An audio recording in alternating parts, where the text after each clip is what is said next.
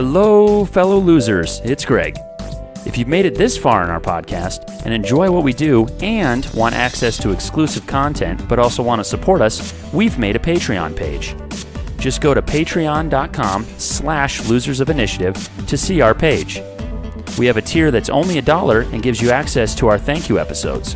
Or at $3, episodes come out on Thursday at 5 rather than Sundays at 5. At $5, you can listen to our second podcast where we discuss and debate on random topics for 15 minutes-ish. Regardless, every dollar stays in the podcast to help us achieve our goals, like better microphones or cameras for video someday, or maybe even merchandise like t-shirts and hats. In the end, every dollar helps, and even your ongoing support with episode listens each week can't be thanked enough. Thanks again to every one of you, and now, here's episode 19.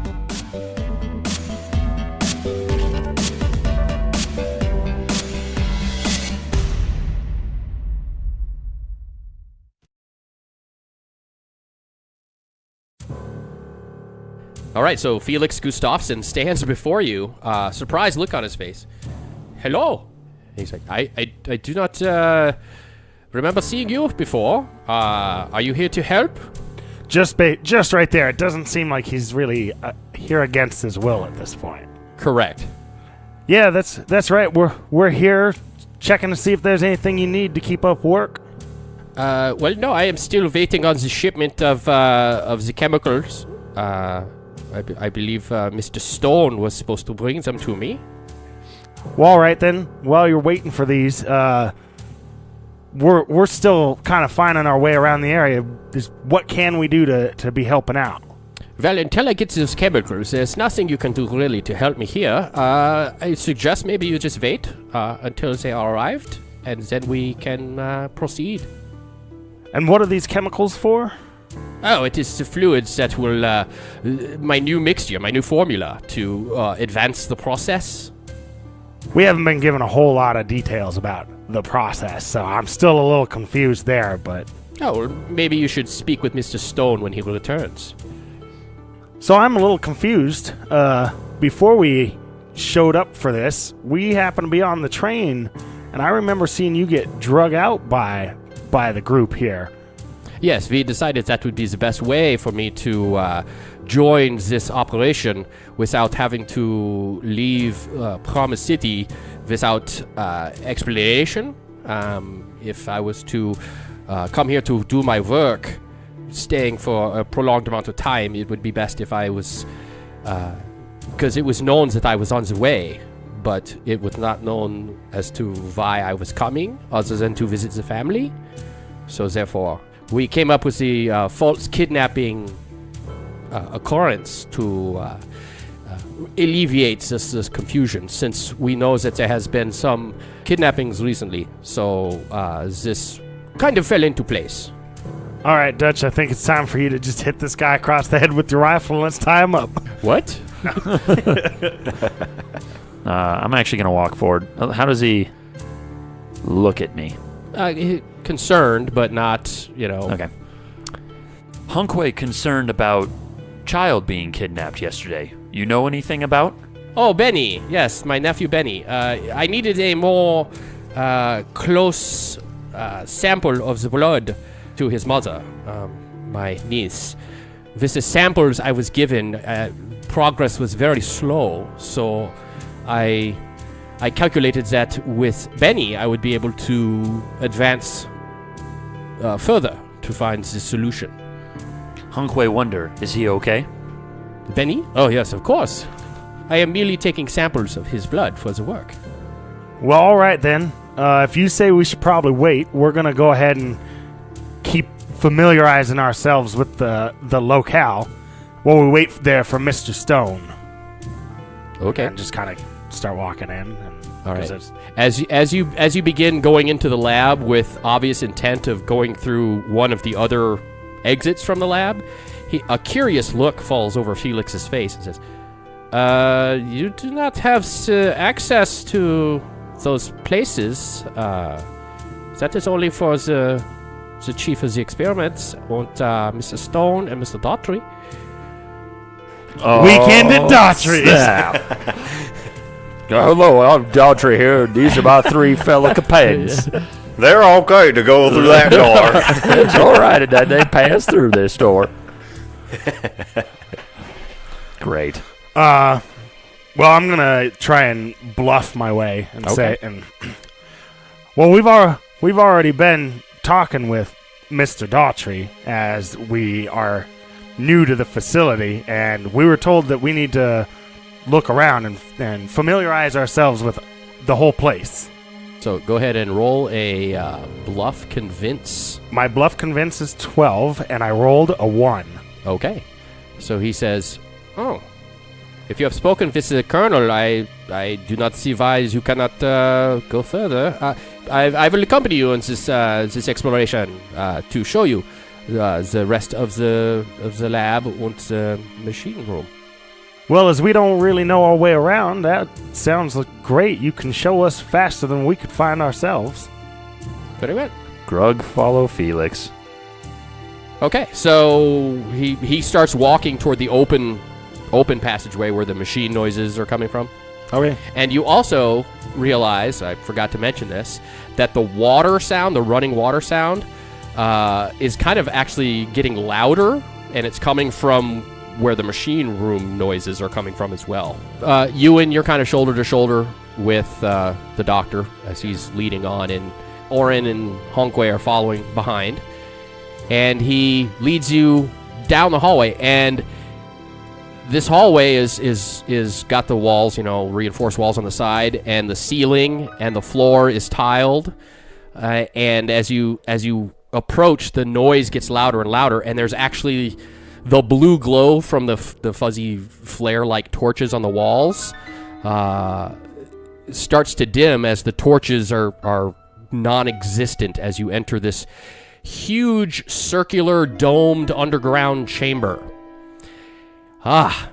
Here comes a detailed explanation. So you walk into this huge underground circular chamber. In the center, it's dominated by this huge Gothic-looking machine. It's all got gears and wheels, and it looks complicated, dark, and evil. Okay, and there's lots of springs and wheels and tubes and chains and all this stuff. The left side of the room as you come in there isn't a wall there. It is a water. You see a waterfall with a wheel connected, jutting out so that the waterfall is turning this water wheel, that the piston, the cylinder coming from the center of the wheel, the axle, is driven into this big cacophony machine of bits and parts and wheels and stuff. And it's all turning, and you see some steam coming out of certain little exhaust ports and all that stuff.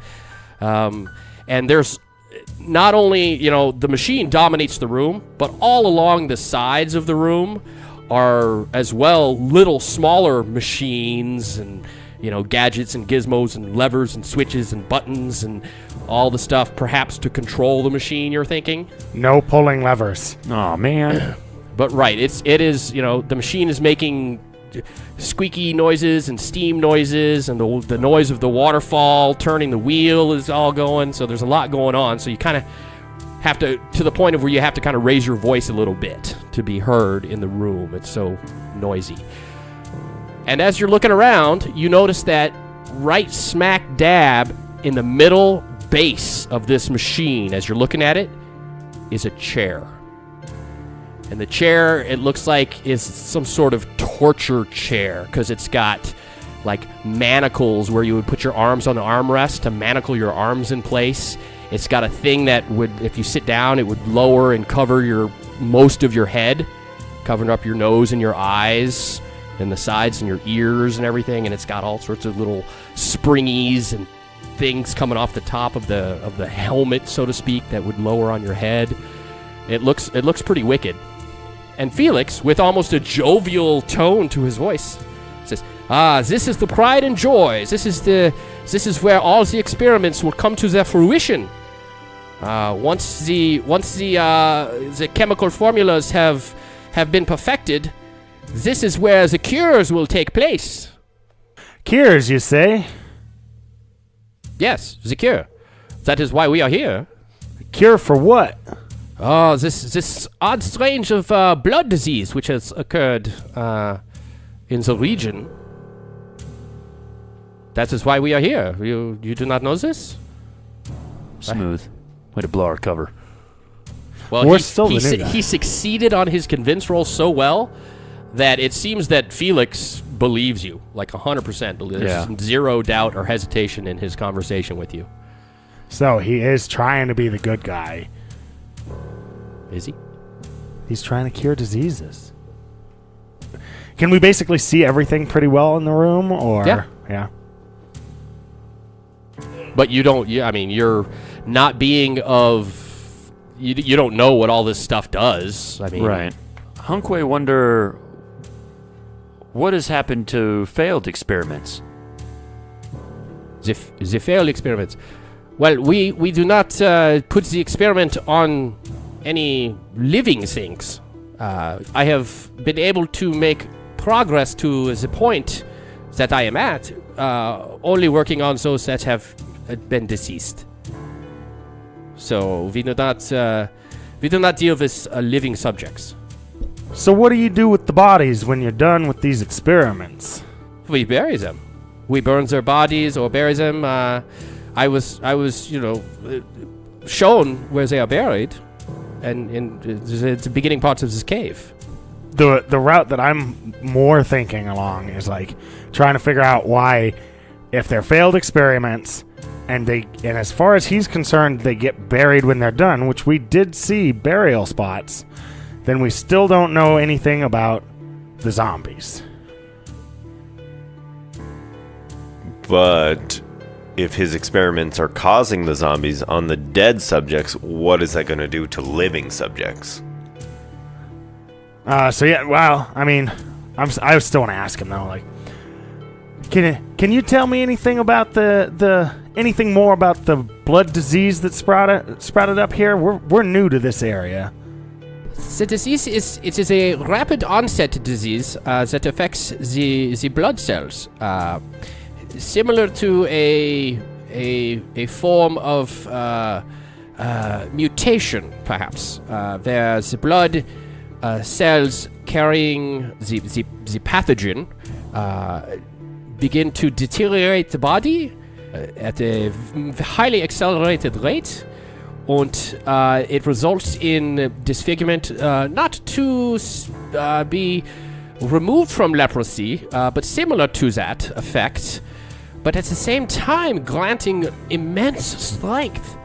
It is almost as if it steals part of the body as it is decaying and drawing the essence from part of the body and putting it into the remaining parts of the body until it consumes the entirety. And then you have the final result of eventual death. But before death, and very painful death, mind you, there is great strength in the remaining parts of the body. It's very odd. It is a scientific phenomenon, perhaps, and the procedure to work on the cure has very non-ethical approaches to the treatments. It unfortunately will cause great pain to any subject were they alive. But unfortunately, that is why I needed a blood sample of a living victim who is afflicted with this blood disease to be working on it. And, which kind of leads why we are in this remote facility. For the normal procedures of medicine would not allow this unethical approach. But I feel that this procedure is a mandatory procedure to come up with a cure. So therefore, it is above me. It is above the law. I must, as a doctor, come up with a cure to this. So the child you said you needed Yes. for those samples, he's affected with this disease? He is now. But I am so close to the cure. This was the final step I needed. Someone who has a similar composition of their cellular structures and the DNA to my primary patient, because the work I have made so far with that DNA is so to speak, the shoulders. I am standing on the shoulders of a giant. The work I have done so far. Unfortunately, my primary subject has deteriorated to a point where I can't rely on the specimens, the samples to continue coming. So I needed a new sample. Hunkway wonder if you visited Nice, seen her condition. Yes, I have. She is actually the primary source. She is the reason I have come and begun working on the cure. She was the initial patient that was afflicted with this disease. And she is the one I have been receiving samples from. But unfortunately, she has deteriorated to the point where the samples are few and far between, inconsistent, and of a degraded level since the disease has progressed so far. But if there is any hope of reversal of the process of the disease consuming her, if there is any hope of reversing that process, then my work must come to its conclusion soon, which is why it was so important to get a similar DNA structure, which is why I have my nephew, Benny, her son, here, who I have exposed to the disease because I know I am so close to the cure. I am so close to the cure. I know I will come up with it definitely in time to save the boy. And hopefully in time to save my niece. Hunkway confused. If you hide out here, how do you get samples from there? Oh, they are brought. Mr. Stone brings them. I believe my nephew, Mr. Legrand, is working covertly, obviously, because we want to avoid the accusations and the blaming of the unethical procedures which the scientific community would no doubt have with this line of research. Mr. Legrand has given unto Mr. Stone the samples. So you said that the kidnapping was made believable because there'd been other disappearances? Yes, there has been some kidnappings, and I believe in other parts of the world there has recently been an outbreak of slavery, human trafficking and such. And I believe that is finally reaching this frontier land and the realms of Promise City. Perhaps the Indians are kidnapping people, but there are greater things that is under my concern, and that is this disease. And we merely use that cover for a convenient sake to explain why I never arrived at Promise City. Well, I just asked because one of those disappearances was one Mac from town, lived out of town with his wife, Miss Campbell, and we actually encountered someone that we believe might have been Mac, and we didn't know if you have any information on that.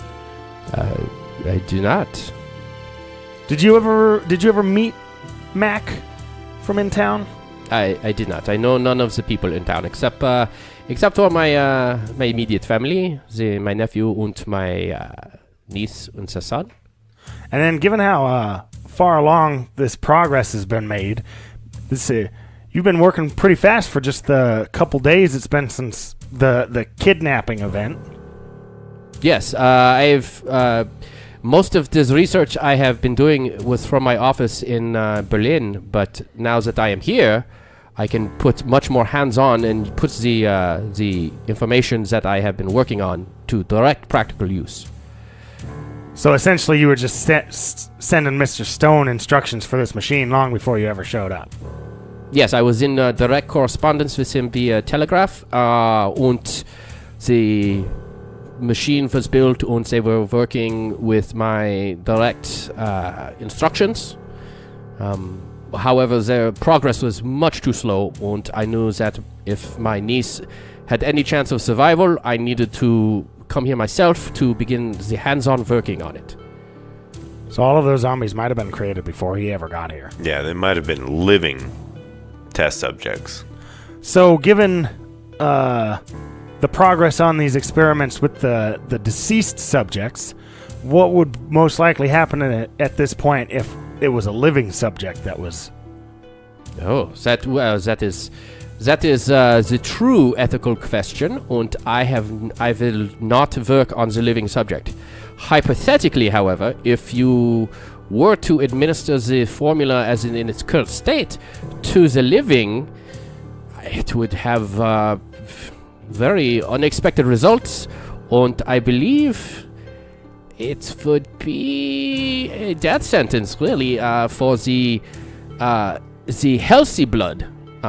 If the formula as it stands is administered to the healthy blood, it would cause the degradation, the deterioration of the cells extremely rapidly. But as the psyche, the human psyche would be twisted, and it would be very painful, and it would most likely result in the death of the person. If they are not afflicted with this disease. For the reconstruction process that this formula sets in place would, so to say, supersede the normal biological functioning of the blood if it is not carrying the pathogen. Hunkway wonder, how does this machine connect to body? Is it through tube? Oh yes, it is several connections through the arms, and the chest, and the legs, in the neck, into direct injection, so to speak, with the main arteries and the veins, to get an even distribution, similar to the blood transfusion. I'm not sure if you understand the processes involved in that, but it is similar to that. Well, that's interesting, the hypothesis of what would happen with the living people. Before we managed to make it out here, we actually encountered some humans that, after we dealt with them, because they were attacking, we saw that they had puncture marks that looked like tubes down their neck, chest, arms, and legs. And they were extremely, extremely strong. And one of them, we actually believe, was Mac, who disappeared before you showed up with all of those same markings. And we found his wedding ring on him with the exact transcription that his late wife informed would be on the wedding ring. So it seems that the machine has been used on at least some living individuals. That is impossible. I have the utmost confidence in my superiors, my fellow workers. Mr. Stone has guaranteed that the ethics that I requested it not be used on the living. I've seen no signs of such things. I refuse to believe this. This is preposterous. This is inhumane. This is savage. And I do not believe it. Yeah, this one, it's even if we had enough to really convince him, it's like... Yeah, well, yeah. You wouldn't get nothing out of him. All right, well, we all have to wait for this here Mr. Stone anyways. We might as well go play a game or something. Would you want to join us? Oh, I have so much work to do, but you do make a good point. Since my progress is basically at a standstill until Mr. Stone comes with more of the formula. Okay, Flash, I need you to make a convince roll, since you are trying to convince him to leave his lab and do something that he wouldn't normally do. Let's see if you can get him to do it. God damn it. Of course not. Well, I rolled a natural 20. Okay. So, after he's thinking out loud, and he's like, I cannot continue my progress until I have some more of the formula. But I am not much of a dice player or a drinker. I think maybe I will retire, maybe take a small nap until it is time to continue this formula. Hunkway wonder, where do you stay? Oh, he points to the door that you didn't go through from this room. He says, I sleep right in here. I say we go hang out in the room Daughtry's in. Because whatever's coming back there is what we really want to see, and we're hidden. Yeah, I mean, right now they'll find Daughtry tied up anyway. So. Right, and then you wait like 20 minutes and then go see if you can sneak in there. I like it. Okay, so the three of you make your way back to the room where the catatonic Colonel Daughtry was. Was? Dun, dun, dun. Well, he was there last you saw. And you get back to the room, open the door, and you go in and you see him still all tied up there in his chair, stinky sock in his mouth. Close the door behind you and decide to wait for 20 minutes or so. Guarding the door and whatnot. Right. Search around the room a bit more, see if we find I any crawl on information. the bed and I just pull the covers You over. do find, curiosity gets the best of Ewan, and he goes and inspects those papers about the Lazy J Ranch some more. Not understanding bookkeeping and accounting and things like that. And there's tons of papers to go through. So you spend a good 15 or 20 minutes most of the time that you guys are waiting. You're going through all these papers and reading, trying to make sense of that, just see if there's any kind of clue or information.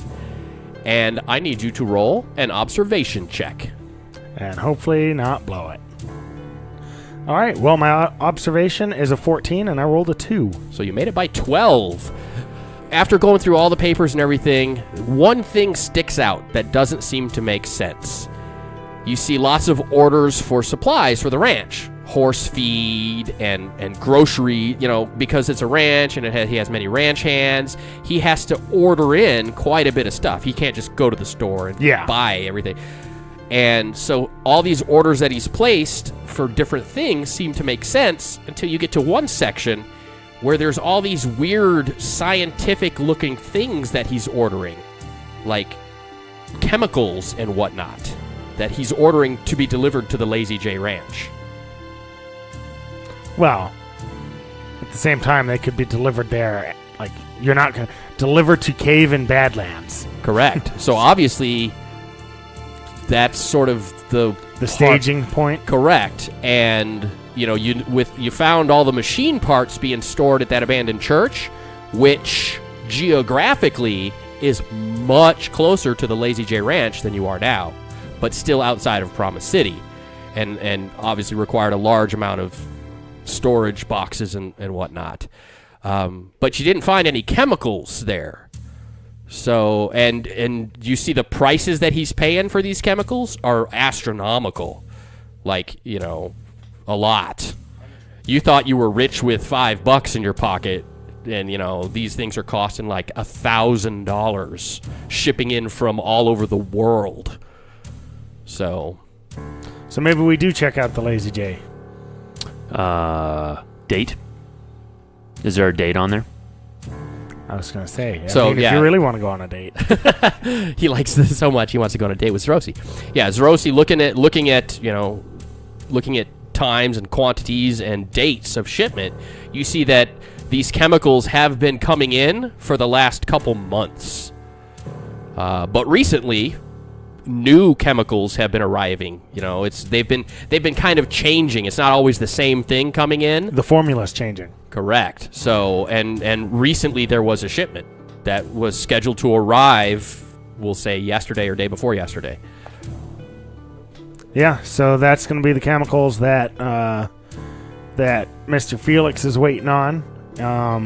So we can continue to wait here, or we could go check out the Lazy J. We've got probable cause now.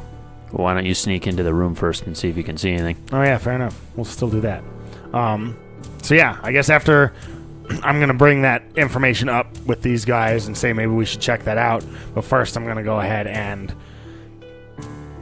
attempt the stealth mission. Stealth mission. Dun, dun, dun, dun, dun, dun, dun, dun. Doo-doo-doo, doo-doo-doo. Stealth check. Dun, dun, dun, dun. So you make your way back to the lab, and there's all the chemicals and stuff. He's turned off the fire, so there's not the one bubbling anymore. But Yeah. But all the chemicals and bottles are still there, and you see the door closed that apparently leads to where he is. So I'm going to try and listen through the door and make sure that he's not like still rustling around and stuff. Okay. Yeah, there's silence on the other side. Backstab him. I'm going to attempt to, see if I can get into the room stealthily. Okay. Yeah. So first you check the door. Yep. It is unlocked and opens inward. So now we're going to start making stealth checks. So go ahead and make a stealth check. My stealth is a 12, and I rolled a 10. Okay, so you made it by 2. You go in, you open the door, and it's dark inside. The light from the lab, because it's still lit in the lab, the little torches, if you want to call them that, are still in the lab. So enough light kind of goes in when you open the door to dimly light up the room, and you see it is a bedroom, but it's not like solely a bedroom. It looks like a bedroom and also part laboratory as well. And you notice that there is a door on the far side of the room. And it's not a very comfy home style comfortable bedroom. It's a very, clean room, scientific room. There's a bed for sleeping and a footlocker that's probably got some clothes in it, but that's it. There's not like anything that makes it very comfortable at all. Do I see him laying on the He bed? is in the bed, yep. Not moving. Okay. Obviously sleeping. Well, I don't want to make it any brighter in here. And you said there's a door on the far side? Yep. I'm going to attempt to sneak through and try and listen at the other door. Okay. Roll a d20. Just a regular d20 check here. I got a 3. Ooh, damn, girl. You cross the room like a cat. You get to the door and you're listening at the door. You hear the sound of it sounds like it's labored breathing or maybe like whimpering crying kind of sound, but it's really quiet. Yeah, because that's where Benny is. Probably.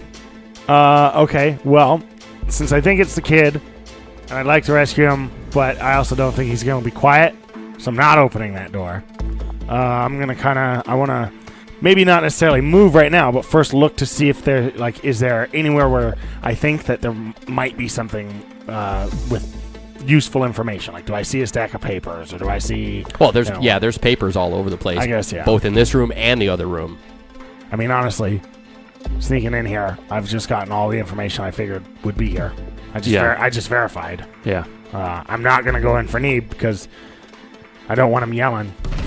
Well, and if he's sick now. Yeah. Okay, well, I'm going to actually go back to them and try and quietly close the door behind me and that stuff. As far as you know, you're quite successful. So, yeah, I'm going to let them know that, yeah, it sounds like he does have Neeb back there. More science-y stuff in the room with him. I didn't want to go in because I didn't figure Neeb would be very quiet about the ordeal. We do need to save him, though, if that is Neeb in there. I do believe we need to save him, yes. But we need to save him at a time where it won't get us killed. Right, So- and you realize that if he is sick, this might be the safest spot for him as long as they don't hook him up to the machine while he's alive. But the doctor that you spoke with, Felix, you're pretty convinced that he is not going to allow that to happen and is genuinely concerned about a cure and says he's really close to the point where he was willing to infect his nephew because he was so close. You just hope the doctor is as smart as he believes he is. So, yeah, I think our options are if we want to just keep waiting for what's next or go check out the Lazy J. It's a gamble either way. Yeah, I'm kind of leaning more towards Lazy J, honestly, at this point. Let's travel to Lazy J then. Doodly doodly doot. So you're in Colonel Daughtry's room, and after much discussion, you guys decide to... Oh, do we leave him tied up? Or do we turn him back the way we found him, untie him? It's probably untie him, yeah. Okay, so you untie Daughtry, put him back the way you found him. Take the stinky sock out of his mouth and put it back on your foot. I lock the door again as we You try but fail. You take the 3 bodies and put them in the burial room and do your best to kind of create 3 new graves, but make them look like they're not new, maybe at the back of the room kind of thing, so they're not immediately jumping out noticeable. You do all of that stuff, kind of cover your tracks as best you can, and head out of the cave. Your horses are where you left them, tied up, and you decide to head to the Lazy J Ranch post-haste, as fast as you can get there, basically, right? Yeah. So you ride through the night, hard through the night, and you get to the Lazy J Ranch. Traveling, like I said, through the night, you get there uneventfully. As you approach, the sun is beginning to come up, and it's casting the morning light across the valley that the Lazy J resides in, and it is quite extensive. It is, a very large, like 3-story farm house, ranch house, basically. There's a barn off to the side. Several cattle are moseying around nearby, and you are approaching. Everybody roll a d20. Somebody's gonna make this. 8. 15. 19. Okay, Ovac, you notice that there are people trying to hide on the roof of the ranch house, on the roof of the barn. The barn isn't, like a typical barn where this barn has sort of a flat roof to it, and there's a little spot up there. It looks like there's a door where you can kind of climb up inside the barn and come out onto the roof. Okay. Because you see at least one person on the roof of the barn and at least one person on the roof of the ranch house, and they seem to be attempting to hide. I say we just approach because he invited us down here. Okay. Yeah. Does it seem like they're hiding from us? As if they know we're here and they're specifically hiding from us? No, you guys are pretty sure they don't see you. So whoever they're hiding from, they may be just guards that are hiding to make sure no one sees them as the person approaches, or they may actually be hiding from people that they know are there for some, you're not sure. They're playing hide and seek. Perfect. Great game of ranch hand, hide and seek. Ranch hand. Well, I think that maybe we should ditch the horses and come up on foot at this point. That would be suspicious if That we were would just be visiting. suspicious. Because Promise City is probably, 3 hours I don't away. think that we should go with the just visiting deal. Oh, okay. Yeah, Daughtry invited us, but we think that Stone came here. Okay. So then, yeah, let's ditch the horses and Tie them behind leave them behind a boulder or something. So that if we need to get out, we know we can run that way and jump on our horses and go. Hunkway's gonna sneak the best way he knows how. It's real sneaky. Okay. we need to be quiet. There is guards up on top of the roofs.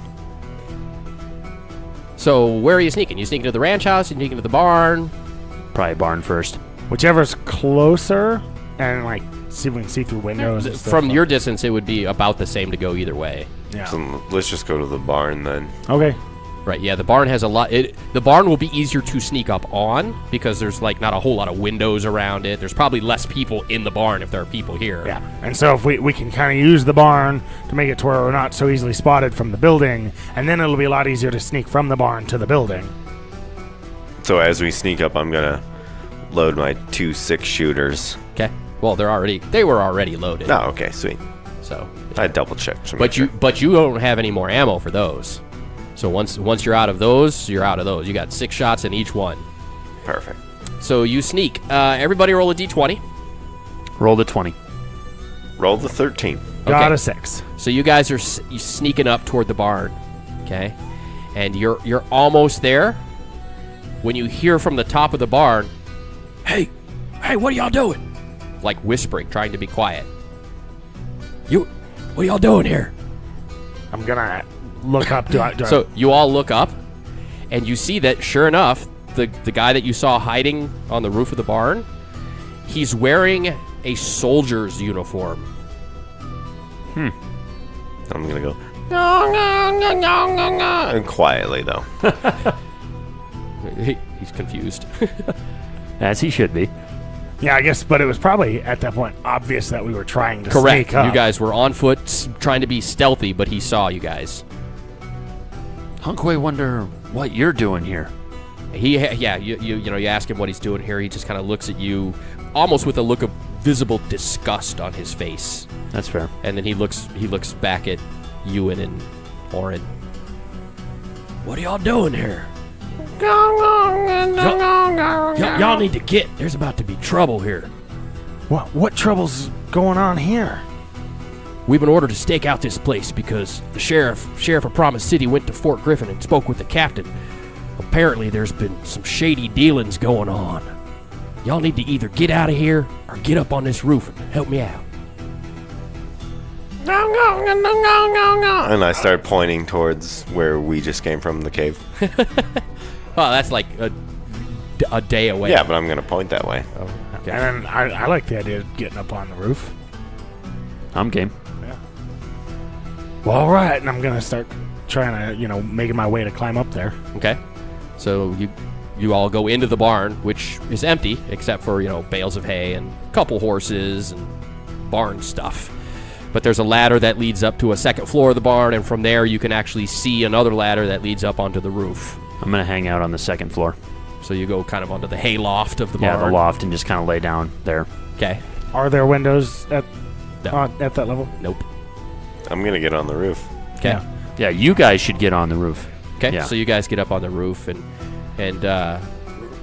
you see the soldier up there, and he's got like several boxes of like ammo for his rifle, and it looks like he's got like another bag which has got like food in it and stuff. Obviously he's planning on possibly being here for a while. And when you guys come up, he kind of waits for a second. He goes, "Where's that engine?" He decided it'd be safest to stay one floor down. He kind of gets squinty-eyed, like he's not trusting you now all of a sudden. He's like, "I feel a lot better if he's up here with us, just so I know that the plan ain't going awry." I figured he'd shoot me if I went up there, so Fair enough. that's why I didn't go up there. Well, I'll go ahead and get him. I'm going to call down to him now. Yeah, and I'll go up. Okay. So, yeah, you climb up. He kind of looks at you. Sneaky engines. And he's like, "All right, what we need to do is we need to be sure we're watching this house. Any sort of suspicious activities we need to take note of to make sure that when Captain Carroll shows up, we can inform him of any, things that we seen." And when's this captain supposed to be getting here? Well, he's doing some intelligence gathering work with the sheriff. Apparently, there's like spies or something in town in Promise City, and they're finding out what they can about them before they can come here and bring it all together. You know what I'm saying? Hunkway very confused.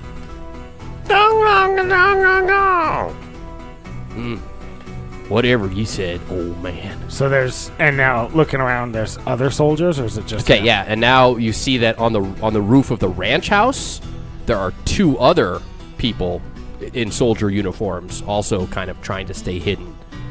But that's it. That's all you see is just the one here and the two there. Is Mr. Stone shown up at all? I mean, they would know if they've been staking it out.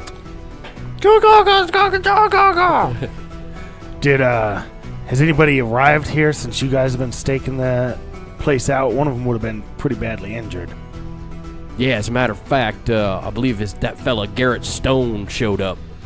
He's all in a hurry for some reason, but he's gone in that ranch house. He hadn't come out since.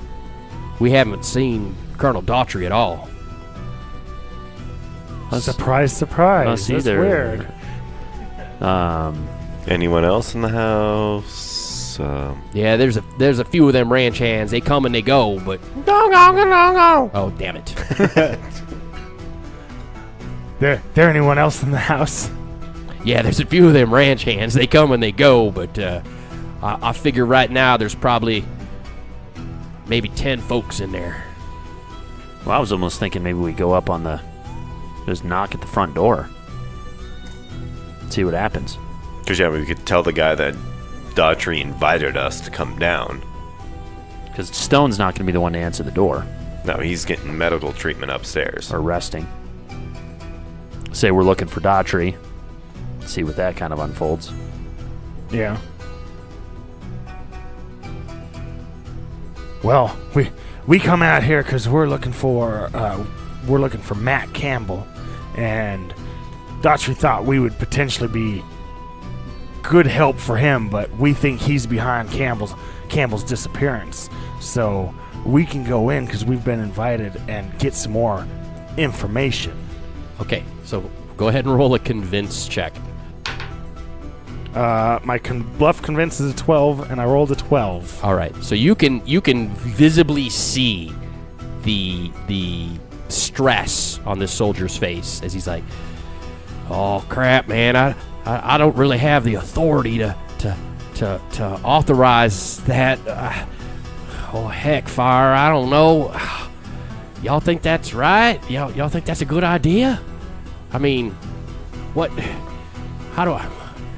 Well, what if? I keep every time I keep coming up, it sounds like, oh, maybe he'll actually get a sentence out. What if bad things happen? I mean, like what? We ain't supposed to do nothing until the captain gets here. Even if civilians are in trouble? I know. Well, if civilians are in trouble, we got to do something. Fuck you! Stop doing that.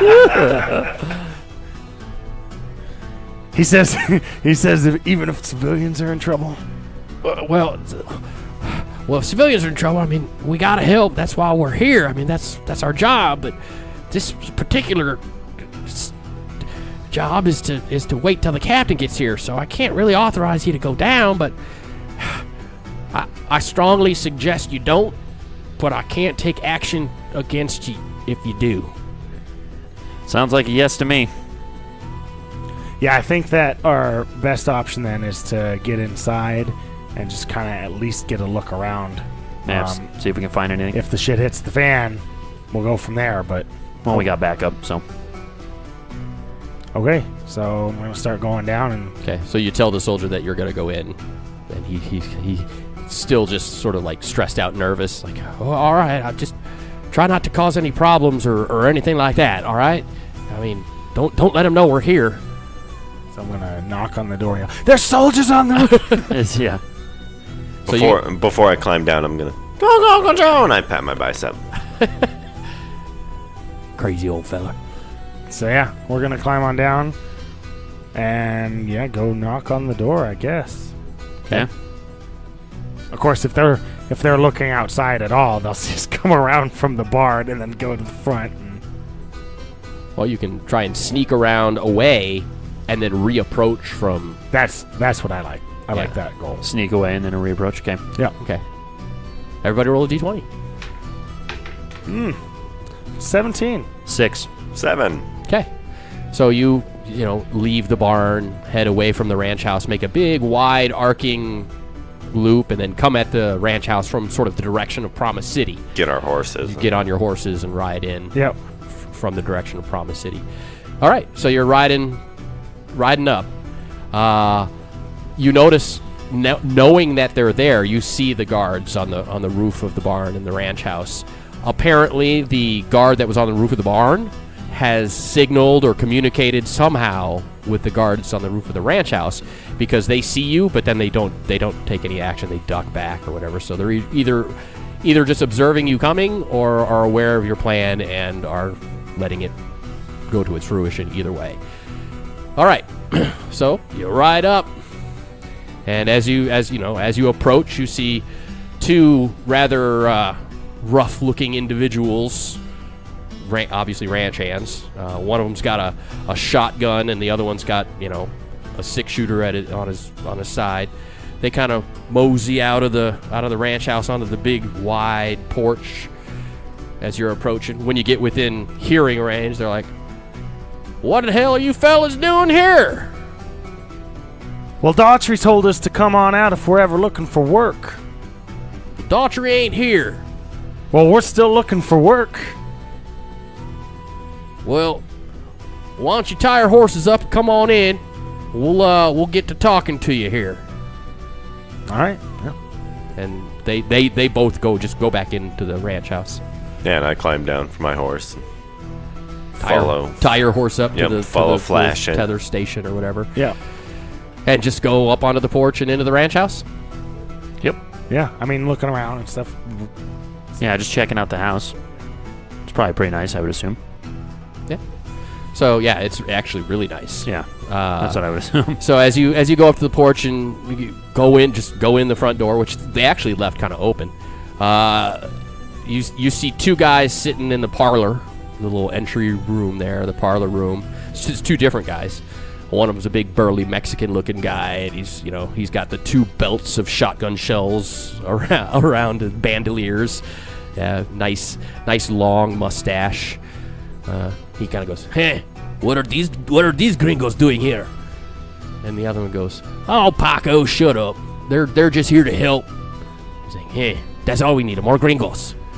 And you guys go beyond the parlor and into the sitting room, where you see 5 other guys sitting around, and they've got sort of concerned look on their faces as you walk in. And one of them looks up and goes, "Well, y'all just have a seat.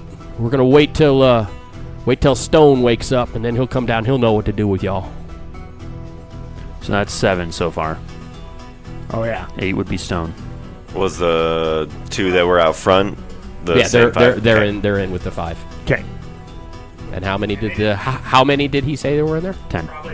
Around 10. Around 10. So that could be all of them. Or it could But be 12. probably not. Yeah. Right. But regardless, we can't just be sitting here when Stone wakes up and comes down. And that's what they told us to do. Has to go to the bathroom. Do your thing. Do the Zerosi thing. Every time I get the shit so bad. Well, while we're waiting, it was a long, rough ride here from town. You guys, where's the outhouse? Oh, it's round back. Do you, Opposite side of the barn. you mind if I excuse myself for that? I don't give 2 damns what you do, boy. I don't know what the hell you said, old man, but it's probably right. What? Okay. Don't you dare talk to my friend that way. Yeah. So then I'm gonna get up and let myself out and Okay. make my way that way, but like be keeping an eye out for. Okay. So you go around. You're kind of side-eyeing, looking in the windows as you're going around because it is on the opposite side of the house. Yeah. And looking in the windows, you don't see anybody on this floor, but like I said, it's a 3-story building. So on the ground floor, it looks like, and there's windows all the way around, so you're able to see in most of all the rooms, and you don't see a sign of anybody else in any other room. You get around to the back, notice that there is a back door that leads into a kitchen. And then the outhouse is about 20 feet away from the house. Okay. And so there's nobody that I can see that would be seeing me not going to the outhouse. Unless they're on the 2nd or 3rd floor looking out those windows down at you, because you can't see into those windows. But you don't see anybody kind of pressed up against a window looking out. Yeah.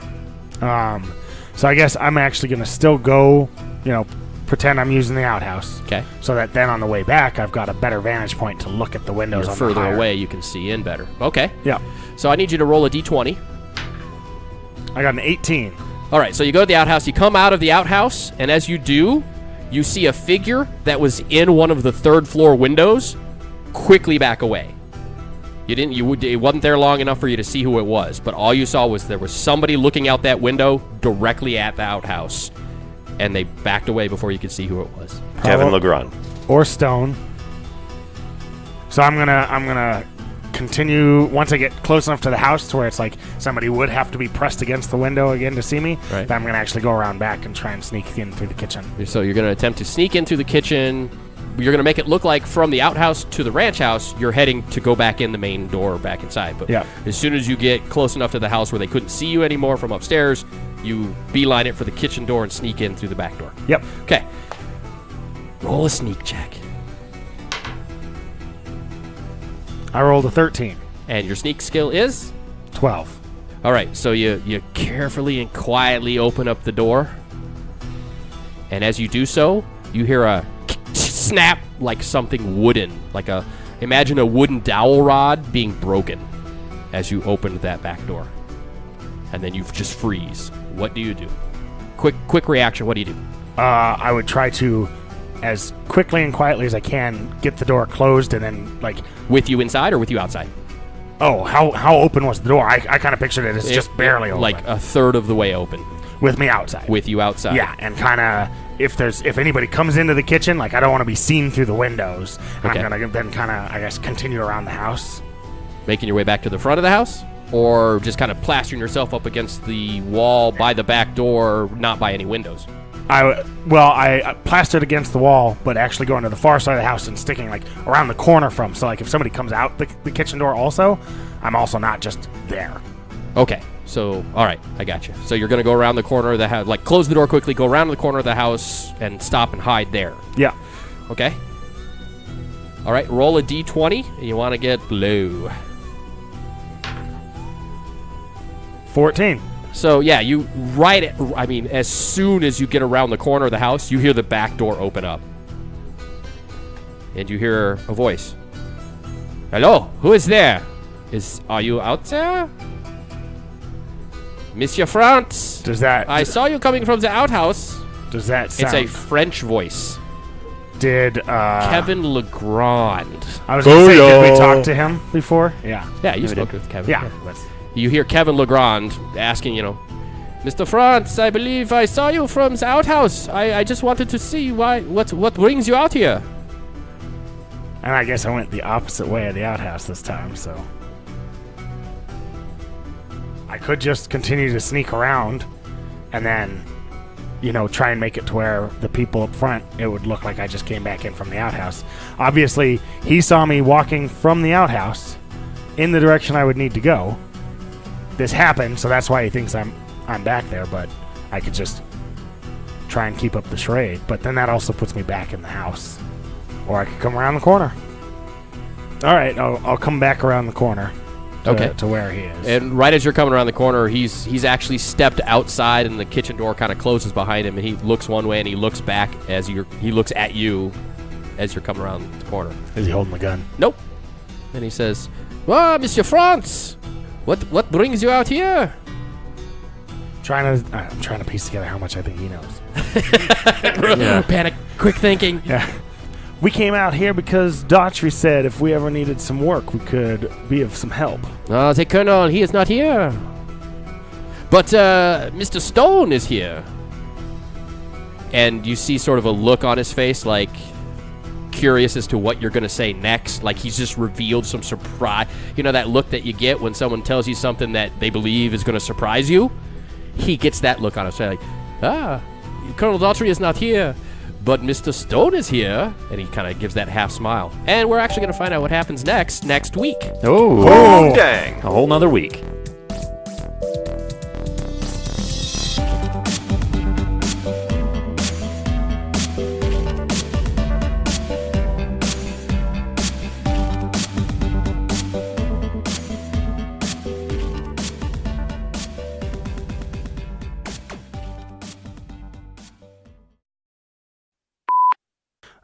But now I got to remember how to speak like I'm southern. Like I'm southern. Southern. Oh, it's suddenly southern, you guys.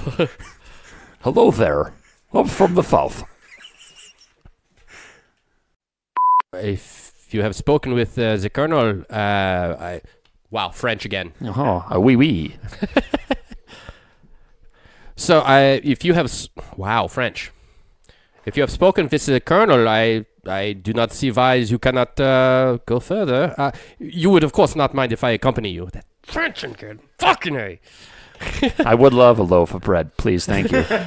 You would not mind if I accompany you on this exploration, since I cannot do the work without the chemicals. Well, as Oui, oui. Are you gonna do it again? I noticed. Apparently, he's French and German. Just so you know. Well, his He's not a daughter is Frenchman. German, but she married a Frenchman, and that's because maybe he was working in France and he kind of picked up a little bit of their accent. So he should love me because I am France. Yeah. you know.